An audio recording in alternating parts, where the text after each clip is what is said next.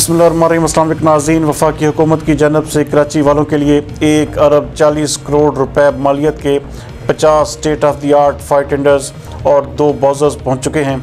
हमारे नुमाइंदा खसूसी सिंध जावेद इब्राहिम मंगी के मुताबिक इस मौका पर गवर्नर सिंध का कहना था कि मज़कूरा प्रोजेक्ट मुकम्मल तौर पर मौजूदा हुकूमत में ही शुरू किया गया और ये तासुर बिल्कुल गलत है कि गुज़श्ता हुकूमत ने इस प्रोजेक्ट के हवाले से कोई भी पेशरफ्त की। उनका मजीद कहना था कि वफाकी हुकूमत की जानब से एक और वादा पूरा कर दिया गया है। KMC के पास इस वक्त शहर के 26 फायर स्टेशन में सिर्फ 11 फायर टेंडर्स काबिल इस्तेमाल हैं, जबकि 44 फायर टेंडर्स में से 33 फायर टेंडर्स ख़राब हैं। इतनी बड़ी तादाद में कभी भी फायर टेंडर्स नहीं खरीदे गए।